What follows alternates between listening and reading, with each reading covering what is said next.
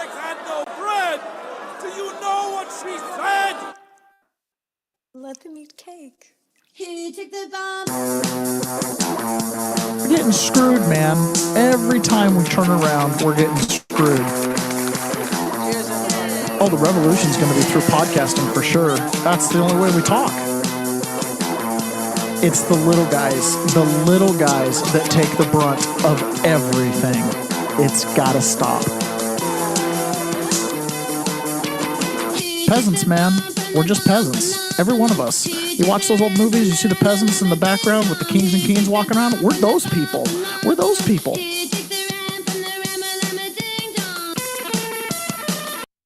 Good morning, peasants. In another miraculous act of how did we make it on time? And we're not, by the way. Ron walked in with exactly 7 seconds before we were supposed to go live. And dang near made it. Morning. Good morning. Wow. Well, here we are again, not AI. Exactly a fresh Friday. So I got to say, yesterday on our Rumble channel, we got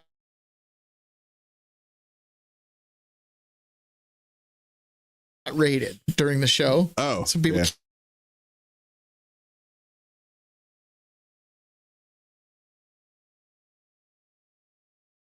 came in and made a bunch of comments. You know, it's never happened to us before. No. And I didn't have the chats set on my screen because we'd gotten started in such kind of a chaotic mess. And so we missed the whole show, like all the interaction and stuff that we could have had, which is fine. I mean, whatever. Yeah. But as I was going through the chats, you know, after the show, one of them said, you know, oh, this guy puts too much sugar with his coffee. And when I read that, I thought, well, Ron doesn't even drink coffee. That's so funny. It's probably about me. Yeah. Like, here's your cue. Drop a few pounds. Yeah. The camera's adding a few, so we're going to get a different lens angle, see if I can thin up. It's the camera, I swear, folks. It's not the non-prison food. It's probably not because you have a fat face or anything like that. It's probably just because you're talking so fast. Oh, a little sugar just comes. Yeah. Oh, you know, back in the day, I did policy debate in high school. Yeah. You are a fast talker. Yeah. Have you ever watched a policy debate? Yeah. It's like, yeah. I listen to my podcast on 2 times, and I get annoyed when I have to slow it down for other people. Like, hey, you want to listen to this? I listen to Ben Shapiro at 2 times. Yeah. I'm like right with them. Okay. So today we are not going to talk about Iran at all. Oh.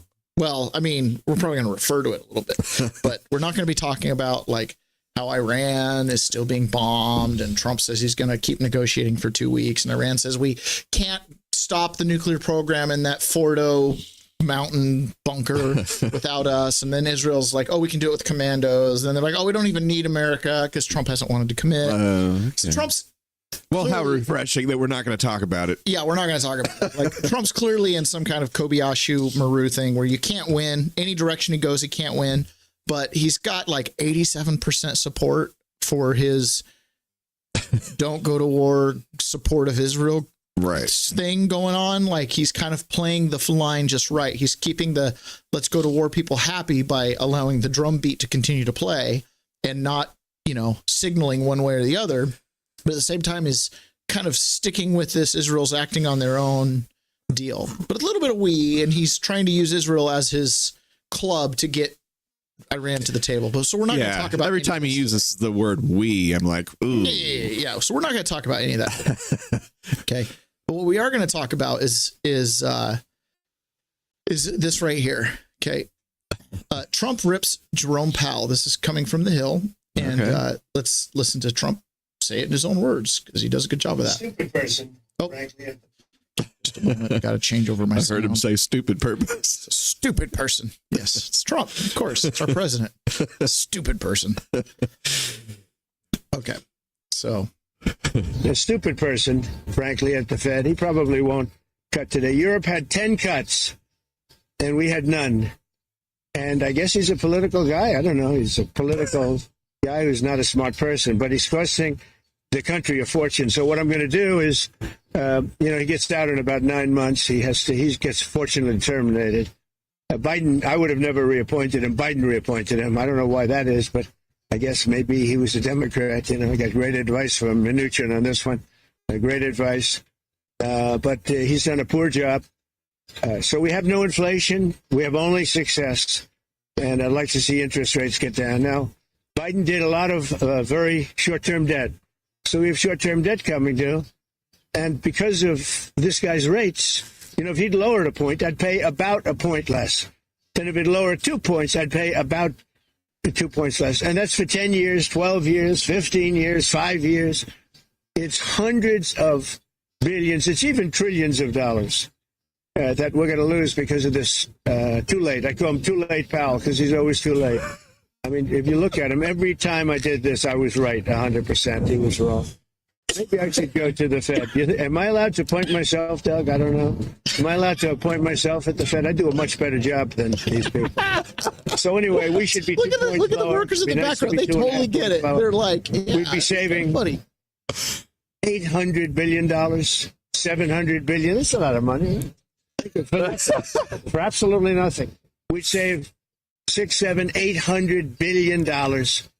We have, I think we're 38th now in interest, and we should be number one. We should be the lowest. But, and by the way, if he's worried about inflation, that's okay. I understand that. I don't think there's going to be any. So far, there hasn't. I mean, we have almost no inflation. We've done a great job. What? He's just riffing. Oh, dude, I love it. They're putting in a flagpole. He's so stupid. They don't say that. I say that. I love it. I love him so much. Oh my gosh. So they're putting in a flagpole, so that's why he's got the construction workers around. So now there's flagpoles on both sides of the White House. I guess this one's huge. There's a lot of like. Trump does a lot of signaling. Yeah. You know what I mean? There's a lot of obviously. So he's out there with the workers just having a great time. There was one guy that was up in one of the excavators, like sitting like smiling as Trump was right below him talking. I've been that guy, Princess Capra, machine princess. That's a real princess. That's right there. Yeah. Yeah. Oh, so basically what's going on is Biden created a lot of short-term debt to pay for a lot of the nonsense that they were doing in the last 4 years. Yep. A lot of that debt's coming due. Yep. You just refinance the debt, right? That's the thing. When you pay off the debt, you're paying it with debt. So you're just kind of if he'd lower the rate forward 2 points, then I'd pay 2 points less. Like what? No kidding. There's billions, maybe trillions of dollars. Yeah. If we take a 5-year note and refinance it on a 10, that's $1 trillion savings, 1 or 2%. Everybody that has a mortgage understands this. Yeah. But apparently Jerome Powell doesn't get it, right? So we've got no inflation. Yeah. We've got job wage increase. Mm-hmm. And the only thing that's kind of causing any kind of insecurity in the market is the interest rates by holding them probably artificially high. Who are we paying off? Who are we paying off, Ron? Well, I have a huge list now because I'm part of this podcast, but I don't know, really. Who owns the Federal Reserve? Federal Reserve is not owned by anyone in the traditional sense. It is uniquely established by Congress as the nation's central bank and functions as an independent entity within the government. While it has some characteristics of a private corporation, such as member banks holding stock, it is not operated for profit and is ultimately accountable to Congress. So who are we paying off? Ourselves. Okay, so we could make the burden go away, bring prices down, solve a lot of our housing crises if we just decided to do it. Yeah, by ourselves. Yeah. Okay. All right. How much do you want to pay yourself? Okay, so the reason I'm making this point is I've been really paying a lot of attention to Catherine Austin Fitts as of recently. Any clip I can find of her and stuff like that. And she talks about how they basically aren't following general accounting practice rules. They're moving money. They're making money without apportionment, right? So $21 trillion of our national debt is actually unaccounted for. Monopoly according to her. Money. like this missing money. And the thing is it's 37 trillion dollars of debt. I'm not sure that it's 37 minus 21, or do we have a real fake balance sheet somewhere, right? Which comes into play if you've been following Glenn Beck anytime recently. He's been talking about this land thing, and a lot of that is putting this public land on the balance sheet. What are we counterbalancing? Who do we owe this money to? Why do we have to counterbalance it? Are we just trying to make the books look good? Well, once you try to make the books look good, and this is Glenn Beck's argument, is the temptation is to eventually liquidate that property. When you start treating it like a corporation instead of like a family trust, which is what our country is, as we inherit it from one generation to the next, right? Yeah. What are we paying You off? gotta treat it like an asset. What are we paying off? These are national treasures, and you want to monetize them and put them on a balance sheet and borrow against them. What happens when you can't pay off those loans? And the Grand Canyon is the collateral. Well, I mean, the pensions are all used up. Yeah. Now, if you read The Creature from Jekyll Island, you believe that the Federal Reserve, while it's set up as a corporation, the actual owners of it, it's kind of a quasi partnership. You guys get to manage it and set the board directors and stuff. But from my understanding is it's basically 7 wealthy families, right? The Chases, these families that basically ponied up to bail the U.S. government out of bankruptcy. It's my understanding of what it is. So I don't have any... just deleted something. I hate it. You mean families like names like Roth something or other? Yeah, like I don't even know. So I don't like, but I think the Chases are involved. The Chase Manhattan Bank family. Okay. Like I'm pretty sure they're involved in this. But again, I almost hate to even say because I'm not 1,000% right, that's kind of positive. Split the name in half. Yeah. Okay, so I did this really cool thing. So Jerome Powell, this is Trump on his official statement. He says, too late, Jerome Powell is costing our country hundreds of billions of dollars. He's truly one of the dumbest and most destructive people in government, and the Fed board is complicit. Europe has cut his 10 cuts. We've had none. We should be 2.5 points lower and save billions on all the Biden short-term debt. We have low inflation. Too late. Too late's an American disgrace. Oh, jeez. Okay. So I had... When the president renames you too late. Too late. Yeah. This is definitely politics, though. For sure. All right. I want to make sure I get the right deal here. When I close a tab, if Bill Clinton was in office, he'd probably pat the guy in the back. Yeah. If Bill Clinton was in office, he'd what? Pat him on the back. Yeah. Sorry, guys. I closed a clip and it wasn't what I wanted to.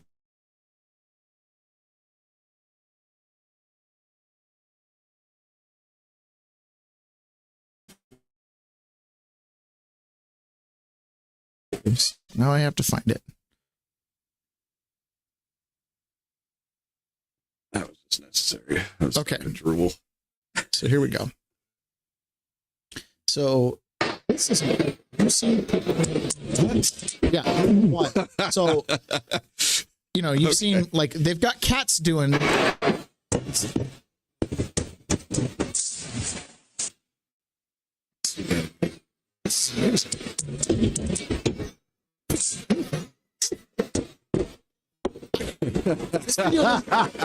the thing. This video doesn't even say if it's AI or not. Who even thought of this? No, but I was impressed. What we're watching for the audio listeners is we're watching a diving competition with cats. It actually looks like cats diving. Like I'm thoroughly convinced. Anyways. All right. Yeah, that's what I was searching for. I had to search for an actual cat. That's some video. really good Friday nonsense. It's nuts. I find myself, there's been a couple videos that have floated around of Tulsi Gabbard talking, and it's got like a weird background. And it's like, when was this shot? Is this what the director of national intelligence is shooting with like a TikTok filter background? You know what I mean? It's like, what is happening here? And I'm like, I'm not, and it's a little overly digitized. I'm like, is this an AI video of Tulsi Gabbard? Is this some old campaign thing? Like, it's really hard to put context to it. That's anyways, I'm just saying more and more I'm becoming less and less convinced by little things unless it's very obviously coming from someone's mouth. You know, like, I don't know how else to explain. Like, you almost have to triangulate certain things and make sure enough people have looked at it to go, yeah, that's real. So you're going down the pathway of you are eventually not going to be able to believe anything. It is a little bit like that. Like, you know, it's like video made it so people couldn't say, nuh-uh. Yeah, see, look, it's like, right no, there. You did it. Look, here's security camera footage shows this. Right. But now it's getting to the point where you can say, I didn't do that. And it's like, well, I have footage of you. It's like, I still didn't do it. It's like, right. Well, now I can't trust the footage either because there's a possibility this is a cat diving video. Right. And it's thoroughly convincing. Yeah. You know, it's just wait till they come out with the Epstein video. Exactly. Which again kind of creates this, well, I don't know what I'm looking at here. Okay, so back to the money situation. So a couple things. This article I was going to share yesterday, but it didn't really fit in too well. Social Security and Medicare trustees released 2025 reports. Listen to this. The Social Security and Medicare trustees released their annual reports today, highlighting the precarious financial states of the programs. The trustee projects that both the Social Security Retirement Trust Fund and the Medicare Hospital Insurance HI Trust Fund are just 8 years from insolvency and will require timely trust fund solutions. Full analysis on the report will be published soon. In this short analysis, we show the trustees project that Social Security's Old Age and Survivors Insurance Trust Fund will be insolvent in 2033 or 2034 if funds are reallocated from the Disability SSDI Trust Fund. So the Old Age and Survivors Fund is very close to not having enough money to pay out. Medicare's Hospital Insurance Trust Fund will deplete its reserves by 2033. Over the next 75 years, Social Security faces a 3.82% of taxable payroll, while the HI Trust Fund faces a shortfall of 0.42% of payroll. So those are close percentages.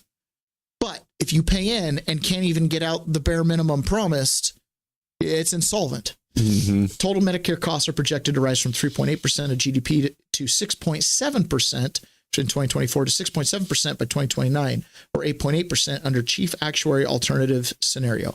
How do you get off Social Security and Medicaid? Like, as a nation, how do you get off of it? Well, there is no plan to get off it right now. Double tap on the back, you mean, Ron? What's that? Sweden boys. I'm not sure what that means, but it's funny. Okay.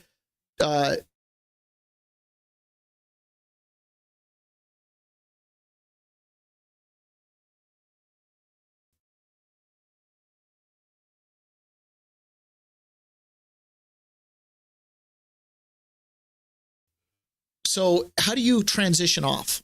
Where do you rip the Band-Aid off? Do you just tell a generation, hey, if you're born after 2025, there's just no Medicaid. You don't pay into it by the time you get into the system. Like, we're just weaning ourselves off it. Like, how do you get off this? Because the first people that received it, I don't think paid into it. I don't know. Back when it was originated. Yeah, probably not. I mean, I can't be certain, but I'm pretty sure, you know, you kind of got into it. You hit your age, even if you'd only been into it for a few years. Like, I don't know. But how do you get off this? So when they're projecting out to 2029, I'm like, I kind of roll my eyes like, oh, I don't care. But then again, it's like, well, we inherited, you know, in 2040 where they're like, hey, this thing expires in the 2020s to 2030s. They were like, oh, it's so far away. You know, we'll refund it by then for certain. You know, we'll probably have our profits from our moon colony. That's what they were thinking. Well, I remember when I was a teenager, this is a long time ago, when I first started paying into Social Security and Medicaid and it was coming out of my paycheck, I remember even back then I was like, well, that money's gone. Well, look at this. The looming insolvency of Social Security's retirement program will lead to a 23% across the board benefit cut when today's 59-year-olds reach the full retirement age and when today's youngest retirees turn 70. On a theoretically combined basis, beneficiaries will face a 19% benefit cut just 1 year later. Yeah. So you'd be 23% benefit cut, and then the next year another 19% benefit cut. Right. So instead of getting a $2,000 a month check, you're going to get a $1,500 a month check. So here's the chart here, right? So you just see it's unsustainable. Like, yeah. You got to start putting more money into it. And well, this is what everybody intuitively knew when I was a kid, is that this thing was going to just fall apart. I mean, everybody knows that, right? Yeah. I mean, I've thought that the whole time. I'm like, I just assume I'm never going to get anything. Yeah. Like, I'm never getting a benefit out of that. No. And so I have no incentive to vest it, or like, I'm just, whatever. If they take the money, they take the money. I don't care. It's just, to me, it's gone.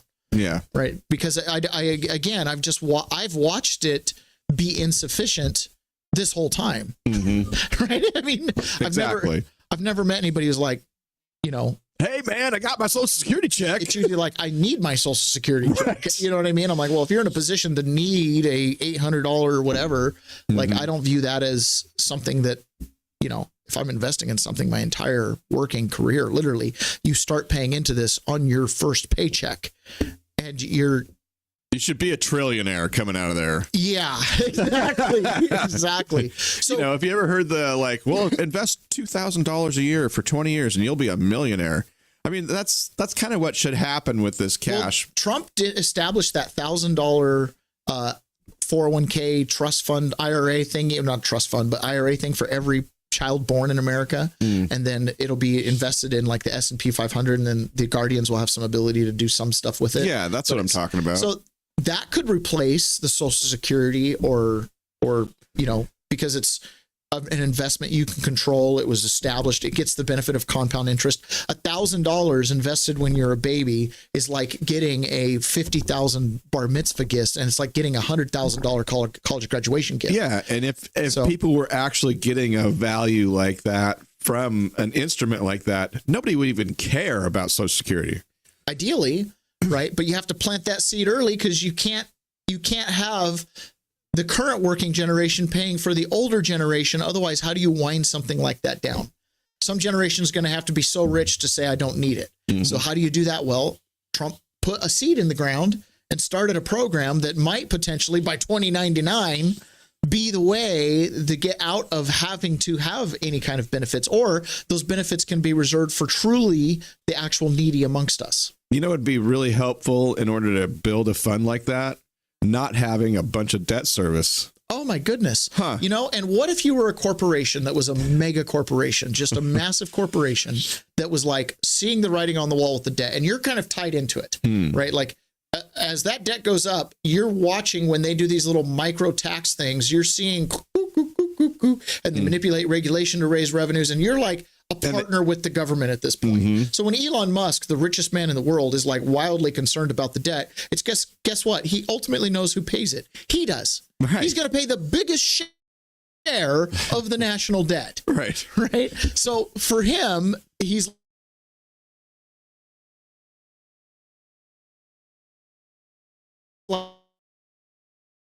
like, well, I don't, I've got other currency sources and things I could do, places I could put my factory. He understands what's real wealth. Money is just being in the flow of it. He's clearly in the flow of it from a lot of directions. And the American dollar is strong, but how strong is it? And so a lot of these mega corporations are starting to move into a whole new model enabled by blockchain and cryptocurrency. So for example, X itself is about to launch its own coin. In the U.S., we're about to launch X Money. You've seen the enhancements with X Chat for premium users, off the charts capability. So think about what we're doing. Instead of getting distracted by clickbait noise, you're thinking about more people coming to the platform to spend more time to do more things. Soon you're going to be able to live your whole financial life on the platform. Peer-to-peer payments, stored value, pay a creator, watch a pay-per-view. I mean, come on, we're talking about what's next, not what stuff you talk about. It's like a fantasy of the past. So I wouldn't be here spending jam-packed 5 days if we didn't have tremendous partners. In the U.S., we're about... Okay. What's she talking about? Is she talking about like Disney dollars? Yes. So she's talking about... Is this really popular? Huge. This is happening. So X is doing it. Launch. Okay. Really? X is doing it. And look who else is doing it. Oh, Wall Street Journal, Walmart and Amazon are exploring issuing their own stable coins. Corporate coins could take payment activity away from banks and traditional financing system. Wow. So on the private side, I'm just like, go to Bitcoin. People are going crypto. Go to hard metals. Yeah. Hold your reserve in something other than the dollar, because the dollar's doing who knows what. Yeah. And it could go poof because it's fiat. Sure. Right. And so the corporations on the other end are going, we don't want to transact in dollars because every transaction creates a transaction that the government's involved with. Every time the dollar moves, because it's their coin, it's their Caesar's logos on it, right? The Federal Reserve owns it. They get a point of sale sales tax. When you spend a stable coin inside a platform and the dollar's not involved, there's no sales tax. Nothing's been exchanged yet. You're just buying stock, trading stock. There's no financial transaction that triggers an income tax or a sales tax or anything because it stays inside the platform. When the platform X wants to go buy oil from Chevron, then they convert to some other currency that Chevron will accept. So they either convert directly to a Chevron token, right? So you're just literally bartering token for token, right? Chevron goes, here's 10 tokens, which is redeemable for 10 gallons of oil. And X goes, here's 10 tokens, which is redeemable for X number of server time. I've got so many questions. This is eliminating the middleman of the banks because the corporations can issue their own tokens. And if they have enough clout and enough services, their tokens have value and people can spend them inside. It's the company store.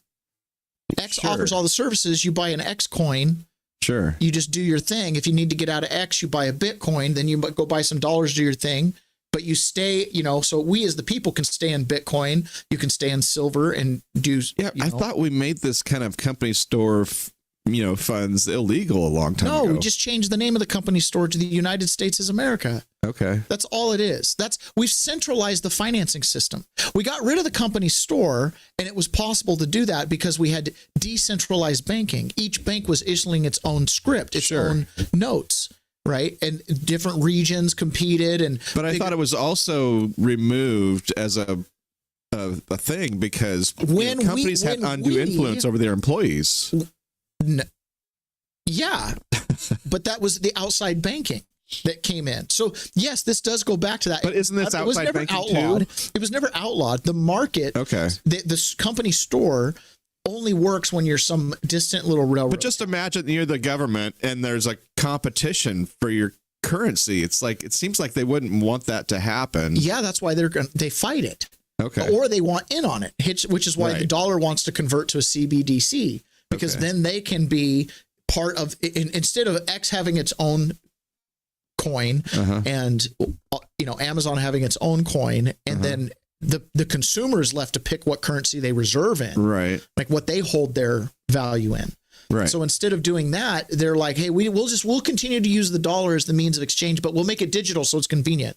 Because they want there's so much convenience to the digital transaction. Oh yeah, it eliminates friction. And then on top of that, then you get out of the financial system. It says right here at the top of the Wall Street Journal, it's the byline: corporate coins could take payment activity away from banks and the traditional financial system, aka taxation. And we're okay with that. Yes, because X within its network offers everything from space travel to cat videos. So you've got an unlimited amount of places all the way to buying a car and a battery pack for your house and your internet service is all in an X network. So how do you get your X dollars? How do you get them? You just go into X and you just buy an X coin. How much does it cost? It's just like there's Chuck E. Cheese. Go to Chuck E. Cheese and all those games cost $0.25. But you can't spend any quarters in any of those games. Yep. So you go to Chuck E. Cheese with your $20, get your tokens, put it in the thing, and you get Chuck E. Cheese tokens. And as long as I'm in Chuck E. Cheese, I can play all of the games. And everywhere else, they are worthless. However, if I go down the street, there's a place down there where I can take my coins and I can convert them back to dollars. Okay.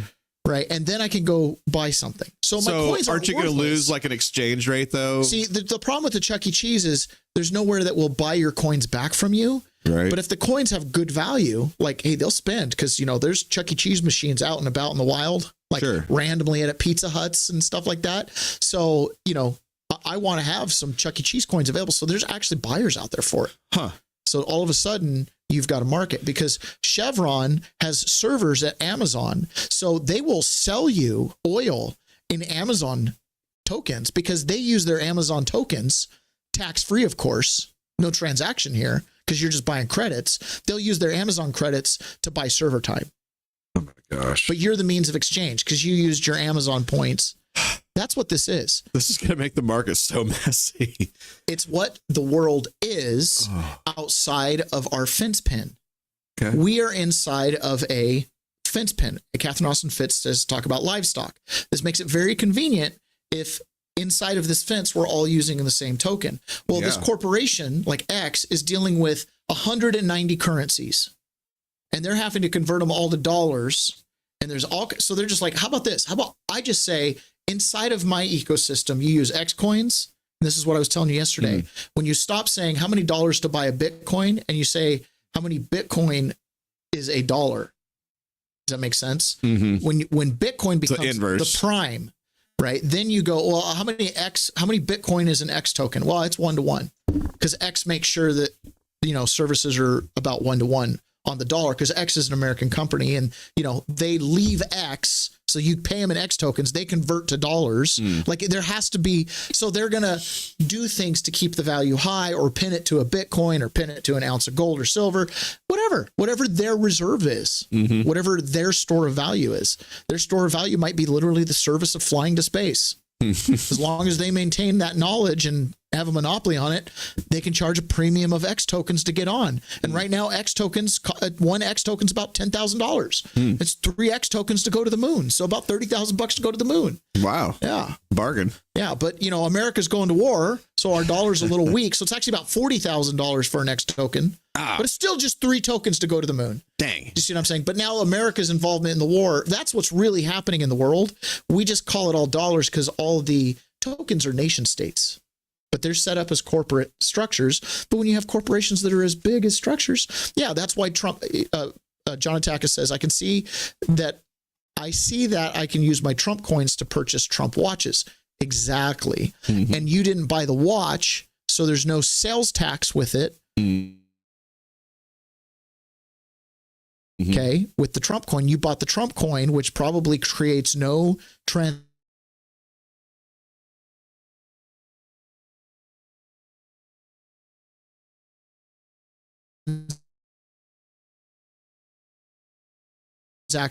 tax because they just view it as you just threw your money away on code. But now you can trade that code for a watch. You've outside the financial system. You're bartering in private. I went and bought silver, and then I went to the Amish guy and bought my milk. I wonder if they're going to try to tax the initial transaction or the... Oh, they're going to get in on it. Oh, yeah. I don't know if you're aware, but the old King of England used to tax everything from like paper and stamps and tea. Right. Real specific. So just like there's a cost for a credit card transaction, 3% or whatever. Well, that's why Amazon and Walmart want to get out, is because they can eliminate the credit card transaction fee completely. Right. They get out of that business. I'm guessing that America will figure out how to make them comparable, and by adding in some fees. In my opinion, the only thing America can do is you can either use the barrel of the gun and legislate and create a law that says you can't do that, which just means they'll move. They'll just change their headquarters somewhere, which is why so many tech companies are in Ireland and so many banking companies are in Switzerland and the the Cayman Islands, right? So you can legislate them away, chase them away using thuggery, right? Which the big guys will just move, which they've done. Like you've seen that. Like, hey, don't challenge me with a good time, says the CEO. You know what I'm saying? Like, of course, we'll just relocate. So if you're going to use that method, so the only other way is compete. So what do you want to do? You want to make the dollar strong. And that's, I think, Trump's entire modus. So that's why he's like, we got to get the rates down. We got to get the rates down. We got to make the dollar strong. If the dollar's not affordable, as in it's so expensive to buy it, or for us to even sell it, we don't want to sell it, but we have to sell it because we're our own buyer. Now, aren't the rates kind of set where they are because of fundamentals of accounting and who knows? You'd think so, but as Catherine Austin Fitts says, if I'm investing in the U.S. dollar, because if I'm buying $1 billion, it's currency. Right. I'm storing value in it, so I'm investing in it, hoping that it's worth more tomorrow than it was when I bought it. Right. I don't have an accurate financial sheet. I have no prospectus. I have no pro forma. I have half the balance sheet may or may not exist. Okay. I'm starting to understand the world we're in now, because we have so much money that we've printed and we have no idea what the balance sheet is, and we don't really know what the true inflation is. We should just make up a new interest rate and make it work for us. In prison, we use stamps. Okay. And we had what was called compound books, and you had flats. Okay. Flats are what you buy at commissary. It's like the stamps that you get at the store. There's 20 of them. Full sheets. It's called a flat of stamps. There's 20 stamps on there. Okay. They were about $14 at commissary. They reduced to half on the yard. So they were worth $7.50. There was a 50% reduction in value. So you didn't want to go purchase new stamps, right? Because they were double the cost, and on the yard they trade for half value. Right. So it limits the volume that's circulating. Yes. And the only way to take a stamp out of circulation is either for it to wear out or to get taken and put on a letter and sent out. It's the only way to reduce the amount. So some yards in the prison system apparently are so flooded with stamps, like to get a haircut, it's like 3 books of stamps. Jeez. Right. But it doesn't matter that seems like a dollar amount. There's no exchange here. It's just 3 books of stamps. There's so many stamps freeing, you sell a guy your chicken patty at lunch and you're getting 3 books and you use that. So your haircut was a chicken patty. You're just using the 3 books. It's just an exchange, right? Right. Because you kind of forget the original value. Exactly. And because it's not pegged to what you paid for it, because it's just what's floating.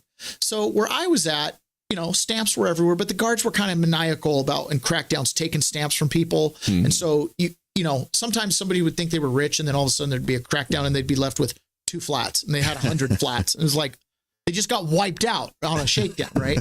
So some prisons take stamps, some don't. Ours did if they caught you with a bunch. And then, so I'd get... Because you're not really supposed to have currency in jail, right? So in my prison, the flats usually got broken down to individual stamps. So you would go, and then, if you tear it right, there's a stamp on both sides. So the stamp could be, this stamp is $1, right? Whereas this stamp is 50 cents. Because, so it was very, and then of course the stamps would wear out. So you could still spend them. As long as it was a stamp, you could spend it. But now it's not a mailer. So now it's worth less because I can't actually I can't peel it off anymore and use it. It's so destroyed, right? Barely says forever anymore on it. Some of these stamps, I'm in prison in 2023 and 2024, and I'm getting stamps that have 2012 on them. And you're like, are these stamps? These things have been circulating around the yard for 12 years. Like, you know what I mean? I know I'm in prison, but are these stamps? Okay. It's fun. Okay. Point is, if you bought 20 stamps in a flat, you paid $7.50. If I bought them in a compound book, which meant they were individual stamps that people had gathered up, I had Christmas stamps and flag stamps all mixed in because, you sell things by the single stamp. They'd fold it up in a little thing, put 20, and it was 25 stamps was the equivalent of 1 stamp. So a compound book, even though it was the same stamp, the moment it was removed from the book itself, which made it a whole unit, it was another layer of devaluing. So all this starts to become intuitively something that you feel because you're dealing with the stamps as the currency. We lose touch with a lot of this stuff when, we have standard. When we don't go to prison. Yeah, increments. But also we stopped using dollars and we just start, what is change? What does it mean? What is 99 cents? Why? That is the most inconvenient price you could possibly imagine for someone walking around with dollar bills. Right. Because now you're going to walk around with a bunch of coins and a lot more of them. When I was younger, maybe this is your recollection as well. Do you recall periods of time where people talked about maybe we should get rid of the penny? Yeah, we did get rid of the penny. It's over. Next year's the last year it prints. It's done. There we go. It's over. Trump did that. Yeah. No more 99 cents. They made their last order of pennies. And so we'll continue to have 99 cents, but for cash transactions, it rounds up. And for digital transactions, it'll maintain, but then they're going to go to 5 cent increments. So all those blue light specials at Walmart. So here's what just happened right now. Okay. Because in policy, they've regulated this. At a certain point, businesses will not be allowed to price things on a non-5 or 10 or 0 increment. Right. So no more 99 cent anything. So basically, your nickel just became your penny. Right. That's just what happened. The 1 became the 5. We've lost the ability to use a 1 increment in your financial accounting.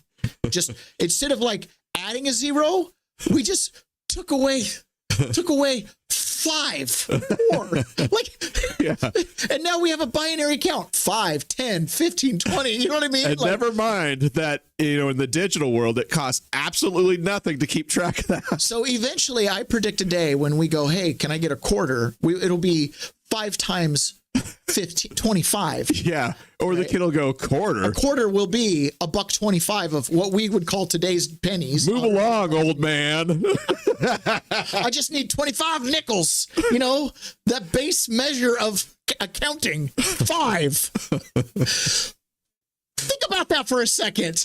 You just made your base measure of accounting 5 because you eliminated the penny. I get it. We spend too much money on the penny. And you're going to be an old guy that's arguing with the bot AI cash register guy. Meanwhile, they're doing that as a solution to budgets while they can't control what they're actually spending billions and billions of dollars on.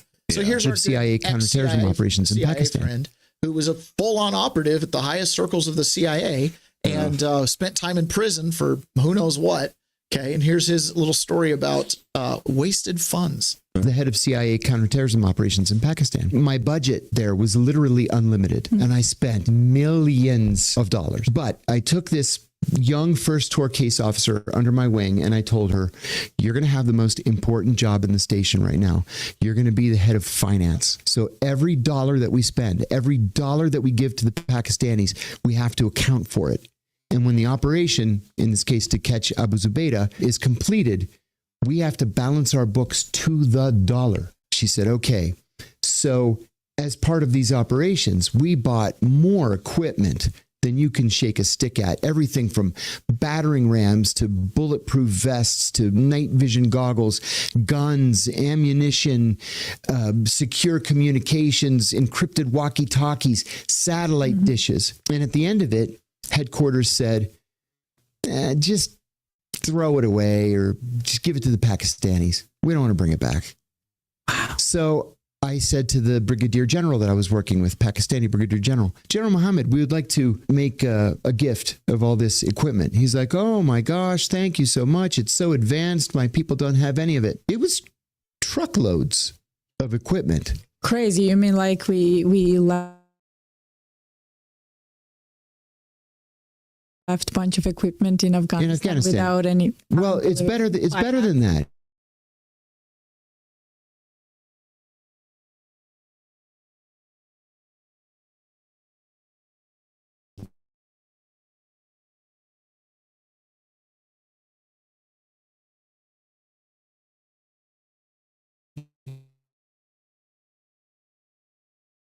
Yeah. It's better than that. Truckloads we delivered to him. And then a couple of weeks later, I said to the colonel, who was my day-to-day contact, so glad you guys are going to be so well equipped with all the stuff that we turned over. He said, what stuff?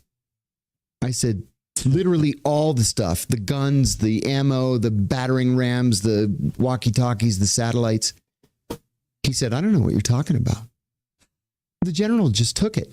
And I can tell you what he did with it. Wow. He probably sold it. To the Taliban. Right. Of course. That Of course he did. Absolutely crazy. Sure, because he wants to retire in a nice big house someday too. So not only sometimes we directly arm Taliban, sometimes we indirectly arm Taliban, and then we fight them. How smart. Wow, she put it together. Yeah, quick. So, I mean, the whole money thing, I can see why X wants to make their own coin. They're like, we're tired of that. That affects Amazon just like it affects me. We still have to pay this thing. Like when the money's not worth anything and they can just, cause death and destruction, what happens when it, the madness gets pointed at you, so to speak? Crazy. Okay. So Catherine Austin Fitts talks about this. So remember, you've got the DOD who's losing money, right? She puts a lot of it into deep underground military bases, DUMBs, and maybe advanced space programs. Clearly, you've got golden toilets and golden hammers being on the budget, as well as these operations that, they're spending millions of dollars and then just handing it over. And that was just one operation. Clearly, that's a pattern, right? Mm-hmm. So Catherine Austin Fitts points something out pretty unique. Because remember, what did it say about Medicare and Social Security? They're bankrupt. Like we're 7 years away from being insolvent. 7, not 49, not our kids. It's close enough that they're insolvent now. It's like 7 years. Like you might as well just assume that they're insolvent now. Like the next president's going to deal with this. Yeah. Okay. So like this is on JD Vance's shoes or Gavin Newsom or whoever. Yep. So just think about that. Like Social Security is going to go insolvent. Who do you want to fix that problem? And keep in mind that the people that are constantly like manipulating things, involved with things like, you know, this deep state, blob, bureaucratic, Pentagon, DOD, something, right, is involved with the financial, everything's, we've established on this show the cross current of interests, right? Which all were established with good intentions. I don't even want to prescribe that anything, you know, USAID wasn't created with the intention of censoring speech and paying political reporters. I mean, we assume. I assume it wasn't. I assume it was to advance the agenda of, you know, Kennedy and soft power. You know, Mike Benz talks about this. It has a function. It's just when only 1% of the budget is going to that function, it starts to call it into question. So Catherine Austin Fitts makes a pretty good little deal here because, you know, if you're in charge of the government and you're, you know, trying to keep peace with the people, because remember, there's a lot more of us peasants than of them. I mean, it's like a 1 to 1,000 ratio. Okay. So there's a lot more of us than them. So they kind of want to keep us happy, fat and happy. You know, as long as the animals are content and happy, they don't even realize when a few get hauled off to slaughter. So that's their mentality. She says, if you think of them as managing livestock. When you think of the financial system, they need to make sure everything's inside the pasture because they can't handle what's out in the wild, right? The Gaddafis of the world, the Saddam Husseins, the Ayatollahs, the Putins, the people that want to be walled off and independent and don't need you, they're the biggest threat of all. Okay. So from her perspective, she's also like, if the people who need you have come to rely on you and can't survive without you, that's a liability. So as a banker, I look at that as, well, that's a liability. That's a car payment, right? In the communist world, they openly called these type of people in their mind useless eaters. That's us. That's us. That's you and me, the useless eaters, right? In their mind. Okay. All right. The moment they started the financial coup, they started to implement policies that made life expectancy go down. Because if you can't balance the budget by putting more funding behind the retirement system, kill them off. The only way you can balance you can extend retirement, the date of retirement, or you can lower life expectancy, or both. But you have to bet if the population and the Congress refuse to do the financially responsible thing, then your only other choice is to lower life expectancy. Okay, essentially, right. So he was like, I don't understand what you're talking about. So when the pandemic hit, I knew exactly what it was, because if the pandemic was a military operation, it is being implemented by the people who stole the $20 trillion. Right. That's a great connection. Right. Hello. So do you really think the DOD is going to say, oh, guess what? Nobody gets any retirement. We stole all the money. Right. You know, and we sent it to Basel, Switzerland, or wherever they've got it stockpiled, or we sent it offshore, or we sent it wherever the money went, whatever it funded. I mean, because here's the situation, and it's really, let me just get. Yeah, take your time. This is so interesting and so important. I'm going to grossly oversimplify just to make a point. Okay. So the American people, if you're the president of the United States, every day, every week, the primary dealers working with the New York Fed go out and borrow money. So they sell treasury bonds and treasury bills to your IRAs and your retirement accounts and your pension funds, right? Okay. So I sell a treasury bond to a pension fund. And so you work all your life, you put your cash in your pension fund. The pension fund buys a treasury bond. The money goes into treasury, the bank account at the New York Fed for treasury. And then it disappears out the back door. So when Dr. Skidmore documented and published a study in 2017 that 21 trillion was missing, the outstanding debt of the United States at that moment was 21 trillion. Wow. The balance sheet. So are we, do we have too much debt, or do we have too much bank robbery? Too much theft. I was going to say too much theft. I'm glad I got that. Right. Do we have Okay. bank robbery? So, but here's the thing: as a citizen,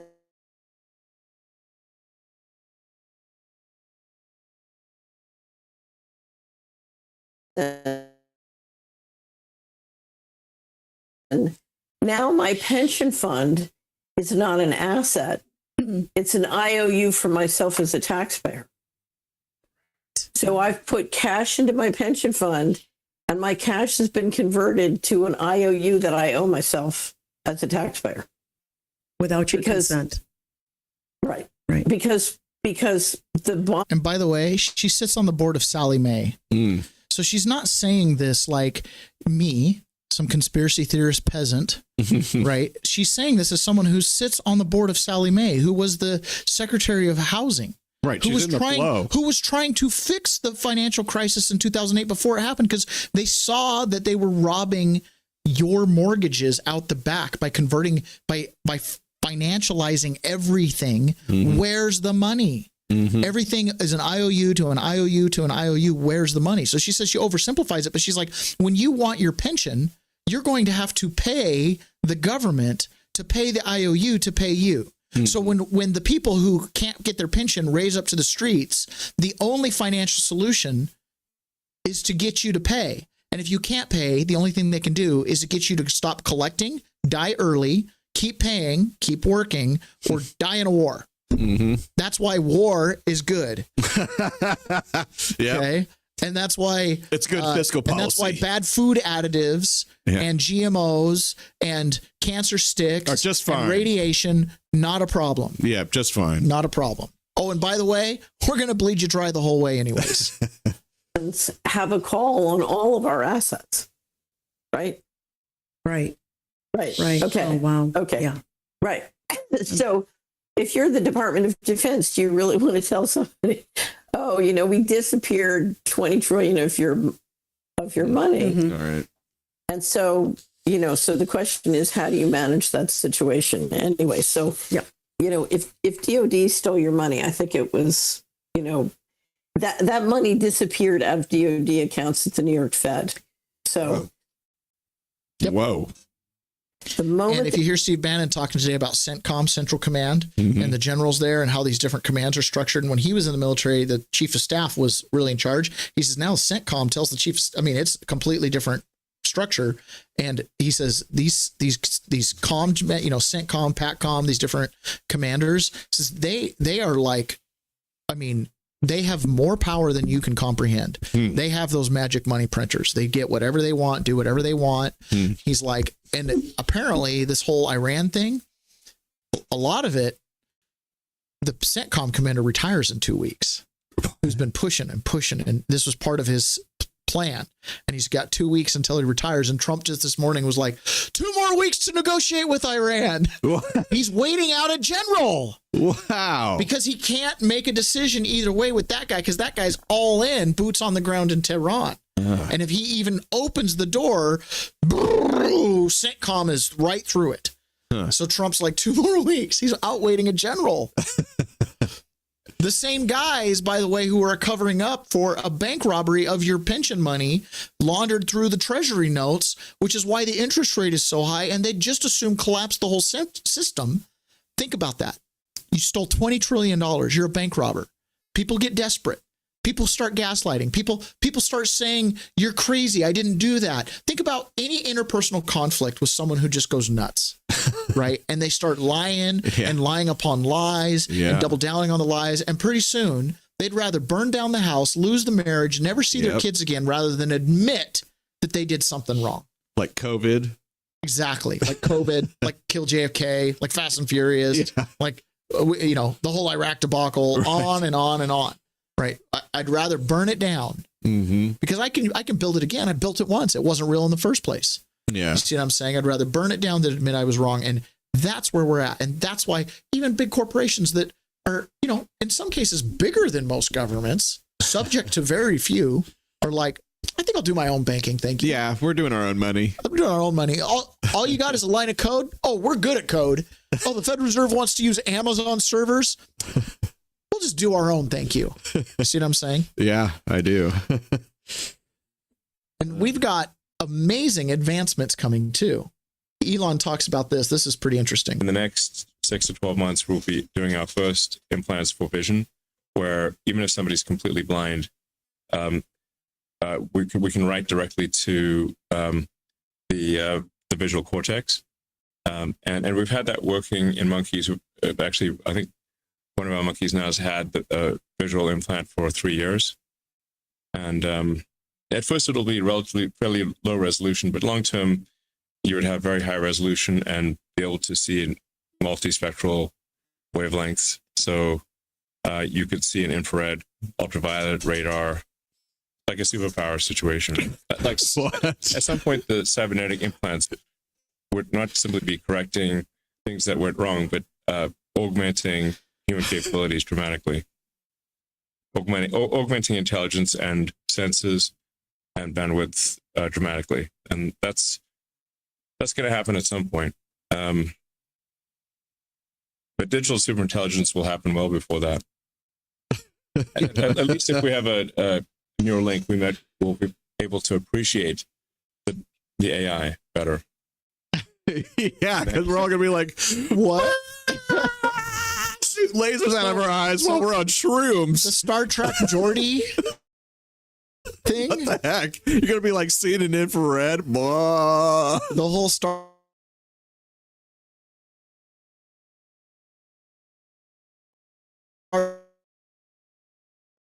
Trek Geordi, yeah, exactly. But think about, oh yeah, Geordi. And also, you think about the movie The Matrix. If they can just write onto your cortex, you don't even have to see the thing. Oh, you want to run the Grand Canyon program?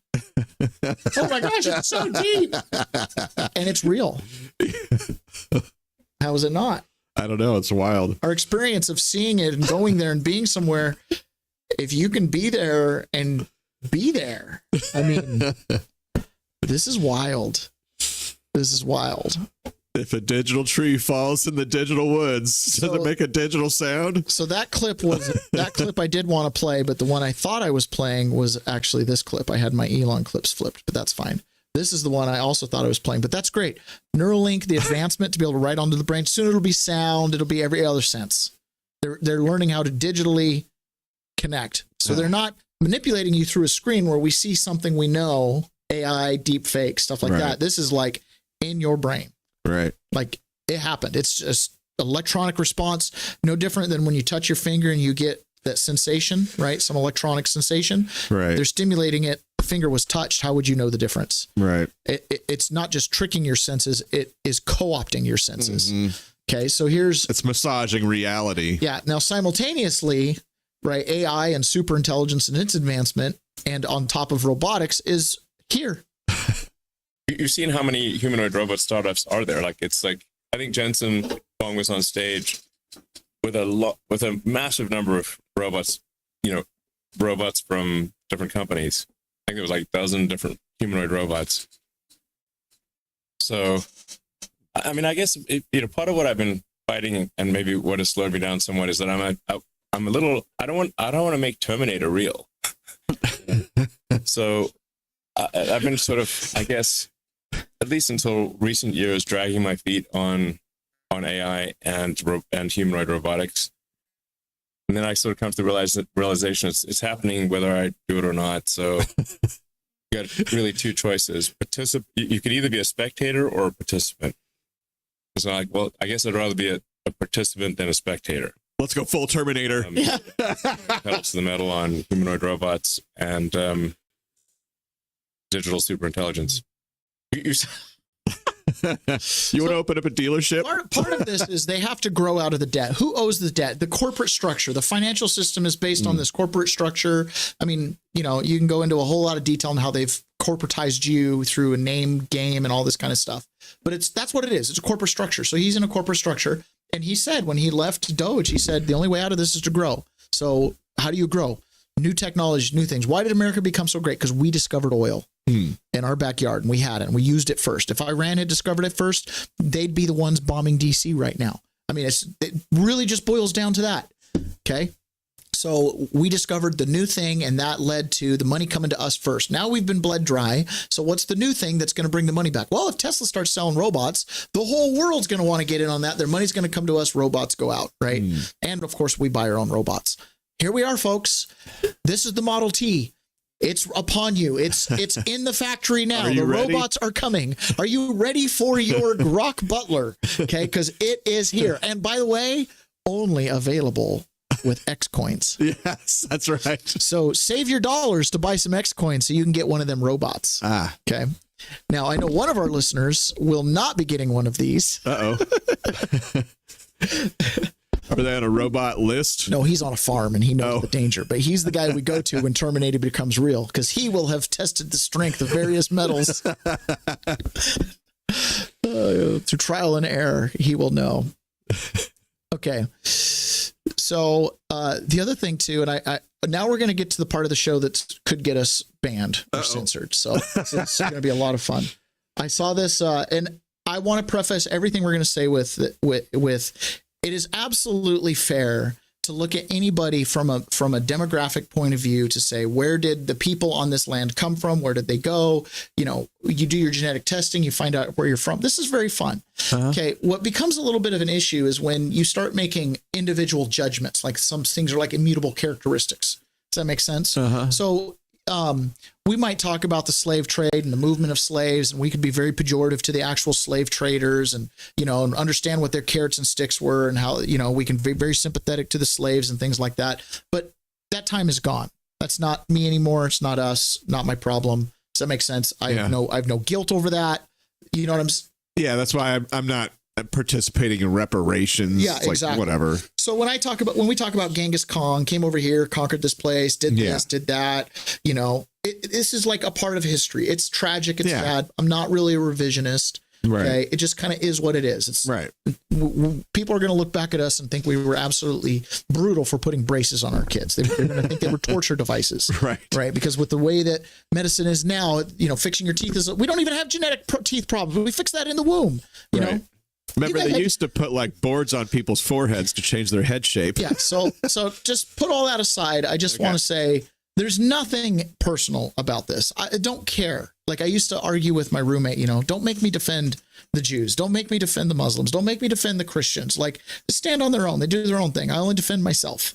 You know, I just want to understand before I seek to judge. It's seek first to understand, then to be understood. Right. So I just want to understand where other people are coming from. Like, what's going on here? I don't like the talking points.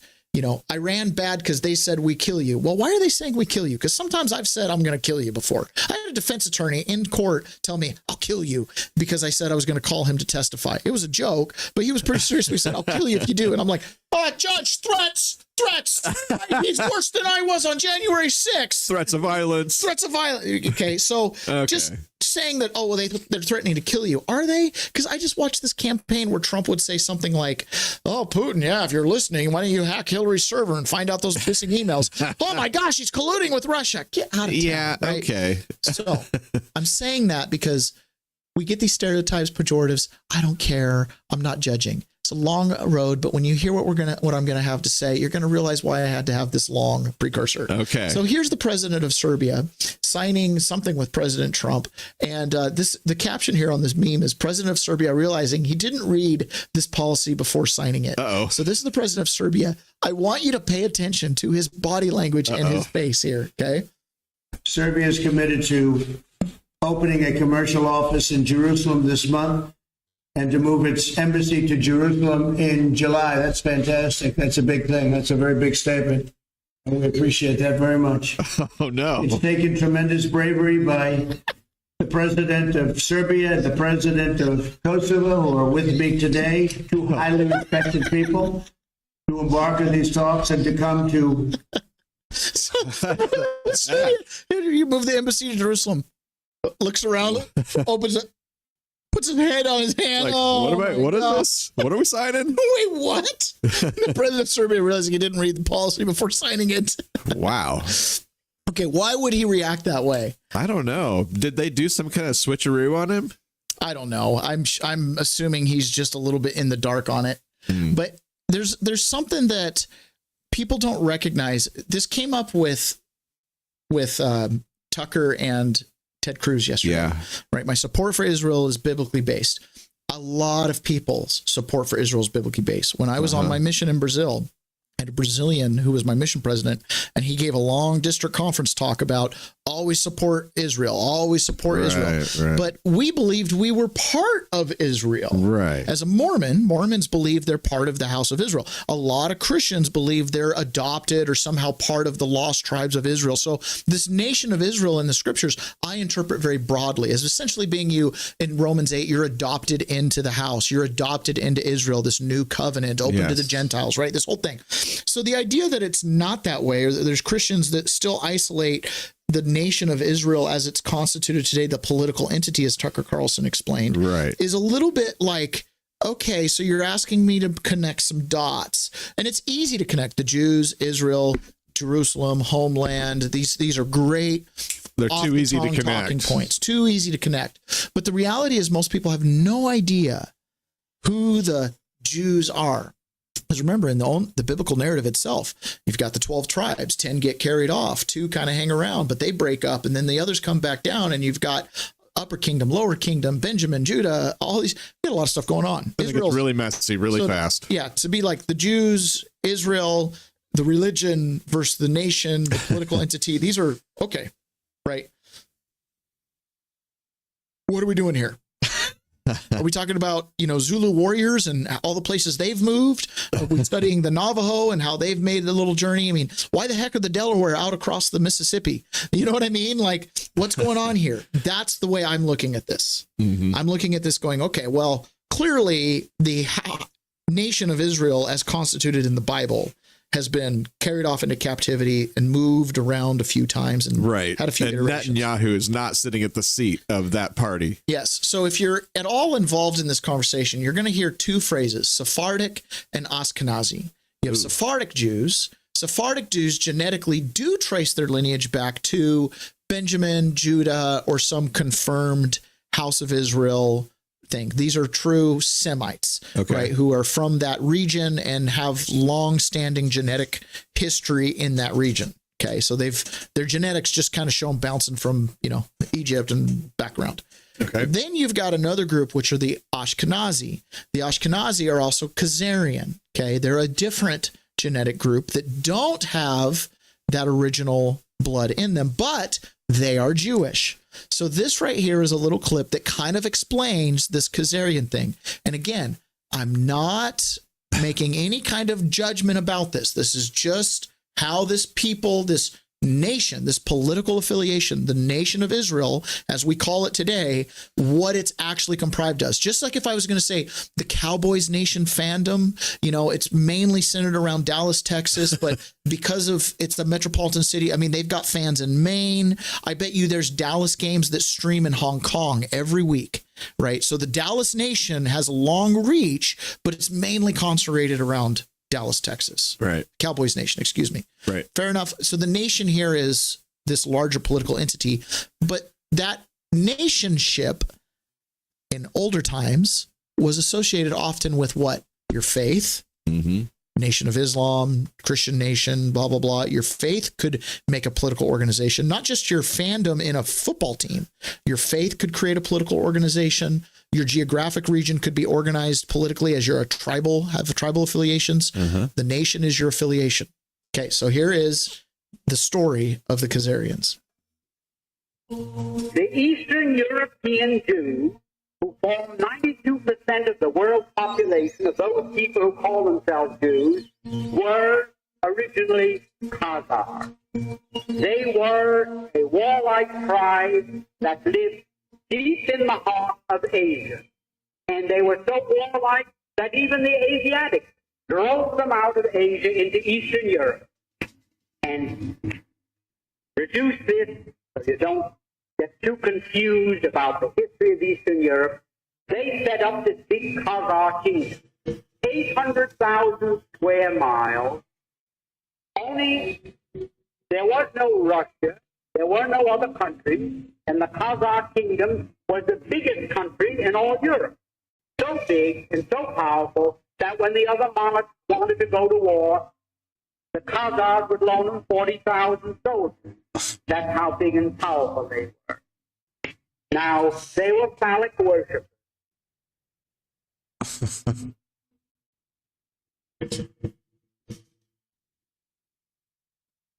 Now, they were phallic worship. It's filthy. I don't want to go into the details of that now. It was their religion, the way it was the religion of many other pagans or barbarians elsewhere in the world. Now, the king became so disgusted with the degeneracy of his kingdom that he decided to adopt the so-called monotheistic faith, either Christianity, Islam, Muslim faith, or what is known today as Judaism, really Talmud. So basically, he's a ruler over this kingdom, Kazaria, and it's a very, very powerful kingdom. And his people have basically slipped into what he considers degeneracy. Okay. Now, keep in mind, at this point, you've got 3 other belief systems that are in the region that are monotheistic. So we've moved from a polytheistic region of the world to it's the battle of the gods, right? It's the monotheistic battle because it's a civilization culture. This is how people create their society to function. And, how do you keep a little kid and raise him up to be a merchant? Well, you got to have a path, and it starts with myths and, we get it. Those of us who are conscientious parents, we understand this process. Okay. So he's left with kind of an archaic, tell stories so that people can learn lessons. He's left with this archaic tradition that's phallic oriented, that kind of lends to degeneracy, and you're in an era where that's not going to work. People aren't going to want to come trade in your cities when they're all getting into a modesty phase and you're over here in a phallic worship phase. Not going to work. Yeah. Very logical. He goes, I'm going to pick one of these religions. He lands on Judaism, and they adopt as a nation Judaism as a religion. At this point, right, it's the tribes have been captive and left off. This is like remnant Judaism. Okay, so he picks it up. Like spinning a top, he said, eeny, meeny, miny, mo, and he picked out so-called Judaism. And that became the state religion, and he sent down to the Talmudic schools of Talavisa and Surah, and brought up thousands of these rabbis with their teachings, and he opened up synagogues and schools in his kingdom of 800,000 people, 800,000 square miles, and maybe 10 to 20 million people, and they became what we call Jews. There wasn't one of them that ever had an ancestor that ever put a toe in the Holy Land, not alone in Old Testament history, but that's the time, the beginning of time. Okay, so the Ashkenazi Jews prior to 1948 had no affiliation with the current Israel homeland geographic area. So that's why people who look at this are like befuddled and confused, because they're like, well, hold on, they're Jewish religion, but that's not who they are. Does that make sense? Like, you're Roman Catholic, but you're not Roman. Okay, so you're not you believe in the Roman Catholic religion, but you're not Roman. Right. Like, do you understand what's going on? So but it's easy to just go, well, I'm Roman Catholic. Okay, I know you're talking about your religion. So when you say, well, I'm Jewish, I'm Talmudist, are you Israelite or are you religiously Jewish? Okay, so what entitles you to that homeland? Now, I'm on one hand, I'm extremely fond of the land you're born in and the country on which you stand. Okay. And I think that it's significant where you're born. And you know what I'm saying? I think there's some significance to that. But at the same time, you should be able to move around and be mobile and stuff like that. But unfortunately, these Ashkenazi Jews, which are not necessarily this more ancient religious Sephardic Jew, does it make sense? That are like genetically there. These are religious Jews from a different nation that adopted this religion. You know what I mean?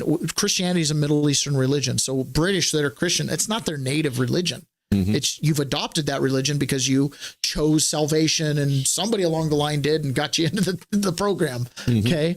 So the Jews have chosen a certain pathway in the way that they operate in other nations, because remember, it's like, like when I see Cowboys fans as a Seahawks fan, I'm offended, right? I mean, the Cowboys nation is stepping in the territory of Seahawks nation. You know what I'm saying? And so when Cowboys nations guys hire other contractors, because they have a cowboy bumper sticker, I get a little bit upset because I feel like they're traitors to the Seahawk Nation. A Seahawks fan's got to stick together. It's not really fair. You said, you following me, right, Ron? You following me? I am, but this is also why I don't give a crap about football or baseball or basketball. But it's a good analogy to just be like, that's your affiliation. Yeah, right? I get it. People, I remember talking to one guy who wouldn't convert to Mormonism because his dad was like a Baptist and he lived in a Mormon community, and his dad could never get work with the Mormons because they only hired each other, and that was offensive to him. Oh. Okay, so he's like, and he went to church every week. His wife was Mormon, but he would never convert because he was honoring his dad, who was lifelong offended by those Mormons that wouldn't hire him as a plumber. Yeah. And it was ridiculous. I remember the guy's name was Gil. Okay, so this is from a movie. This is Ryan Gosling, and he goes on a monologue. This is completely made up. This is Hollywood, so don't blame me. But he makes a couple points, and I'd like to extend it to be, remember, I'm not trying to be pejorative, okay? There are certain cultures that don't work for me. I'm not an urban culture guy. I find very little redeeming. I don't want to incorporate parts of it into my household. Okay. I'm not really into it. I don't find the cannibals in Papua New Guinea very redeemable. I'm not really interested. I feel like if I started to incorporate some of their stuff, I might one day witness a grandkid eat a human brain. I just don't want to go there. Not into it. Not into it. Okay. So I'm just saying, like, some of the stuff that I see there, not into it. That's fair. Okay. It seems fair. Okay. Yeah. I have my preferences. So some countries over time have had some preferences, and they've said, hey, you know what? Turns out Seahawks Nation is a real thing, and we don't want Cowboys fans around, right? Because you never, ever do business with us, or whatever the rationale. So this is Ryan Gosling going on a monologue talking about the Jews. And I want to be very clear. There's nothing pejorative. I have nothing wrong with the Jewish religion. I have a lot of sincere love for it. There's just simply some cultures produce a certain Boy, you're framing it so hard. I'm scared. I don't want to be canceled outright, right? Control the media and the banks, investment banks, not the commercial ones. But the point is, they carry out in those realms the exact same principles that they display in sexuality. They undermine traditional life, and they deracinate society. Deracinate. Tear out the roots. A real people derives its genius from the land, from the sun, from the sea, from the soil. This is how they know themselves. But like Jews don't even have soil. Yeah. Those aren't Jews. Most of the Jews. Notice the Israelis. It's a fundamentally secular society. They no longer need Judaism because they have soil. Because the real Jew is a wanderer. He's a nomad. He's got no roots and no attachments, so he universalizes everything.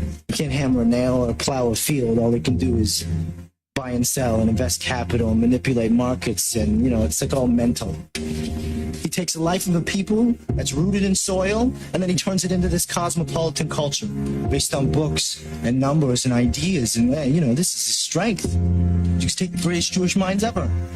Marx, Freud, Einstein, what have they given us? Communism, infantile sexuality, and the atom bomb. In the mere 3 centuries, it's taken these people to emerge from the ghettos of Europe. They've ripped us out of a world of order and reason. They've thrown us into a chaos of class warfare, irrational urges, relativity, into a world where now the very existence of matter and meaning is in question. Why? Because it's the deepest impulse of a Jewish soul to pull at the very fabric of life till there's nothing left but a thread. They want nothing but nothingness. Nothingness without end.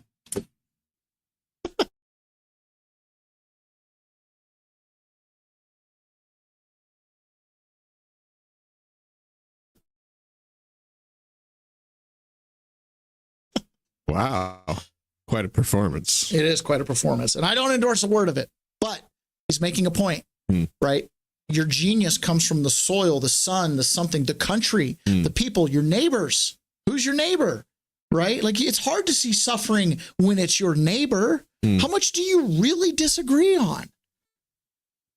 And then you fast forward to a whole people that have no neighbors. They have no soil to plow. All they have is the ability to financialize, turn it, you know what I'm saying? And now you want to financialize the Grand Canyon, and now you want to financialize my name, and now you want to financialize my government, my tribe, right? And And we owe money to who? To ourselves. How did you take me from the land? I grow an ear of corn and I have to sell it to then turn around and buy it at the grocery store. Because I don't have the means to preserve it to winter. So, so somehow it's crazy. It's crazy. So the Jews, Israel, different things. I support Israel. I support Israel. I support the Jews. I don't have a problem with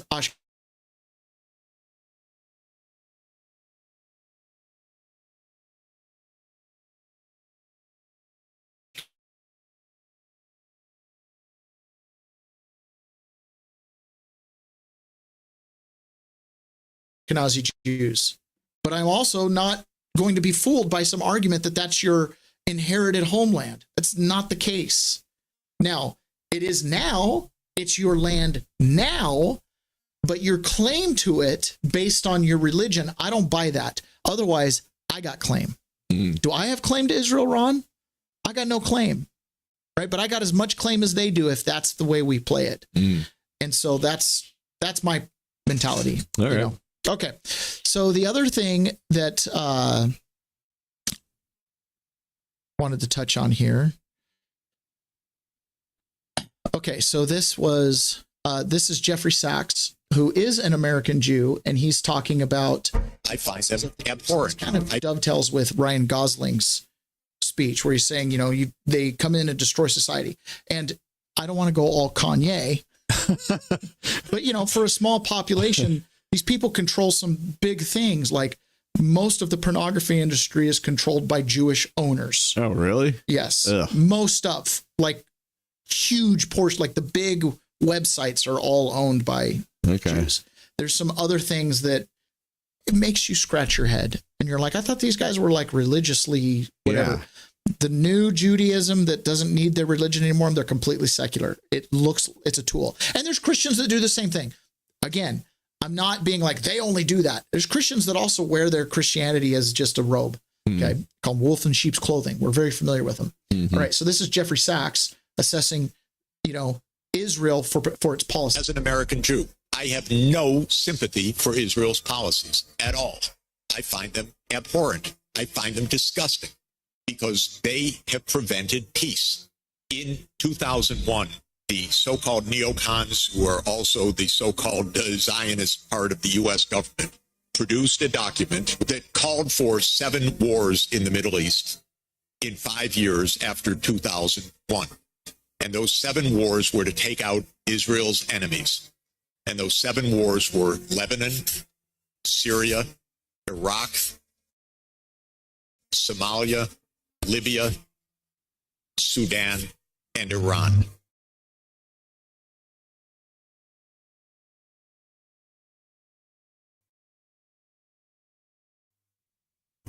And there have been 6 of those wars fought on Israel's behalf. And Israel is pushing for a war with Iran. So when I think of, the rise of those wars, the mainstreaming of pornography,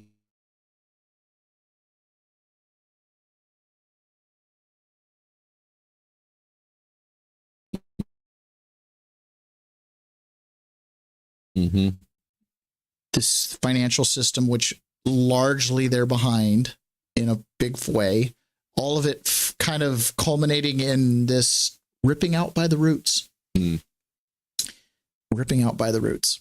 Okay. And then to even pull it in here, again, our favorite CIA guy, he's talking about when he was sitting in the room with George Bush when they were getting ready to invade Iraq. And this is a fascinating little anecdote because remember what I said about George and being in command? Same people still in charge. me to be the note taker in this meeting. George Tenet, the director of the CIA. It was Cheney, Condi Rice, Colin Powell, the chairman and vice chairman of the Joint Chiefs. George is at the head of a conference room table, and I'm sitting directly behind his right shoulder. And everybody else is on a TV screen. And then the general says, if all goes as planned, we can be in Tehran by August. George is sitting there. And then he leans forward and turns off his microphone. And he says, did he say Baghdad? Or did he say Tehran? And I said, he said Tehran. And George says, have these people lost their minds? And then he turns the microphone back on and just sits. The meeting ends. I go back to the deputy director's office. And I said, did you know we were going to invade Iran? And he goes, ooh, are they still talking about that? So,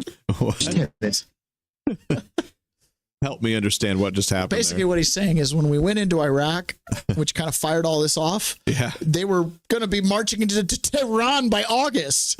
Like their plan was to just do this thing, 7 countries in 5 years. Yeah. And it didn't take them 5, it took them 20. Right. But hey, we're at the final stages, and it's like, the people briefing him will be in Tehran by March. He's got 2 weeks left. He's got 2 weeks left. Do you know what makes these countries the enemies of Israel? Independence. Okay. I could really do some deep dives, and maybe someday this show will allow for me to do some of this stuff again. It all started in Libya episode we did.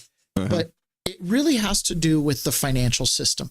It really, and this is where the interest, this is why it's never fair to be like the Jews and banking. No, the Jews aren't just banking. There's also the Vatican involved. There's also the Federal Reserve and whatever conglomerate that is. Like banking is a big thing, So obviously Switzerland, the money system and controlling that is extremely powerful, especially when you control the means to make it, to print it.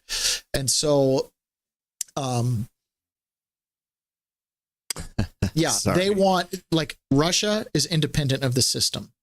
Russia has been fighting the Khazars since they called themselves Kazarian. You know what I mean?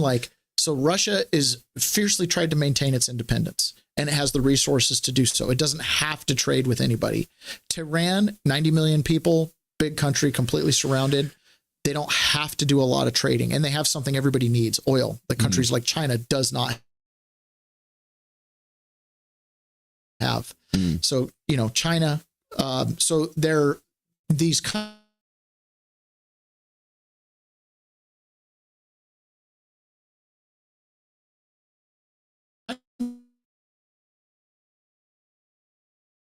that want to be independent of the financial system, to not be captive to it, that want to have gold currencies and things like that, they're targets. Israel doesn't play that way. Like that Ryan Gosling quote. So they're not enemies in the true sense of an enemy word, but they are not captured, and they're trying to open up new markets. That's exactly what it is. This is like yes, that's exactly what it is. It's, hey, we want your market. And so that's the underlying thing is, well, capitalism wants open markets everywhere. So they just want to get in the stream of everybody's market. Everybody's market. Okay. They want, and then the control. Chiselers. Yep.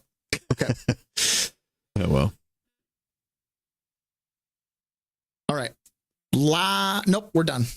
All right, we're going to call it a show, and I'll try to remember to do this other stuff some other day. You're like, okay, guys. We're going to play this video. No, I'm thinking better. I bloviated too much. Sorry, guys. All right, guys. Thanks again for watching the show. And again, I'm not against anybody at all. I'm for everybody.